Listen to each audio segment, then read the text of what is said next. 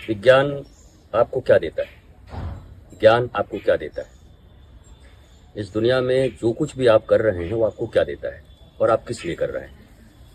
आप एक ही चीज के लिए सब कुछ कर रहे हैं, how to live a blissful life. मेरा जीवन आनंदित हो, मैं शांति से रहूं, प्रसन्नता मेरे भीतर। तो महाकुंभ का साइंटिफिक रीजन क्या है? अब मैं बहुत अल्फा बीटा गामा ये सब करके बात करूं तो हो सकता है कुछ परसेंट लोग समझें। मैं आपसे सीधी सीधी बात कहता हूं, आध्यात्म वो विज्ञान है जहां पर मनुष्य अपने अंदर में बहुत बड़े उथल पुथल से जो गुजर रहा है, जो उसके भीतर अभाव है, जिसके कारण वो दुखी है, तनाव में है, उससे निवृत्ति पाने का और उसका एकमात्र उपाय अगर कुछ है तो आध्यात्म में है, और यही इसका विज्ञान है। एक वैज्ञानिक इन्वेंशन करते हैं, किसी चीज को खोजते हैं, ढूंढते हैं कि भाई ये पत्ती हरी होती है, ये क्लोरोफिल के कारण है।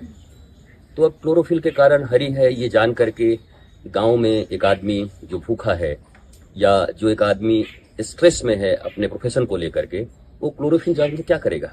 ये क्लोरोफिल से मेरा क्या होने वाला है? उसे तो ये जानना है कि मेरे मन के भीतर शांति कैसे मिले, मैं जहां भी हूं उसी जगह रह करके अपने जीवन को आनंदित कैसे बना सकता हूं। तो महाकुंभ में आध्यात्म का मेला लगा है। महाकुंभ में कोई ऐसा ऑटो एक्सपो नहीं लगा है, कोई नई चीजें आकर के बनाई नहीं गई हैं। वो सारी चीजें इनर हैं, आउटर वहां कुछ भी नहीं है।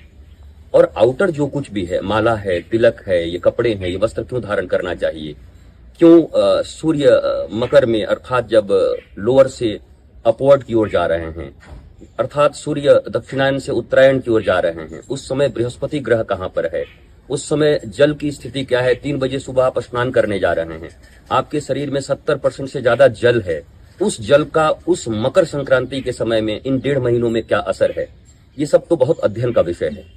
तो सीधी सीधी बात यह है कि आपको अपने जीवन में, इस 70 साल 80 साल के जीवन में जो जो समस्याएं हैं, आंतरिक समस्याएं, उन समस्याओं से मुक्ति का एक जो पथ है, जिसे साधु संत ऋषि महात्मा शास्त्र कहते हैं, सत्य जानने का अवसर है, सत्य से जुड़ने का अवसर है।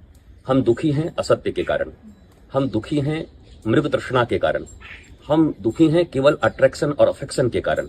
लेकिन हम कैसे सत्य में स्थित हो सकते हैं, कैसे जहां भी हैं, जिस अवस्था में, जिस प्रोफेशन में हैं, हम आनंदित कैसे रह सकते हैं? तो ये अंतिम रास्ता है।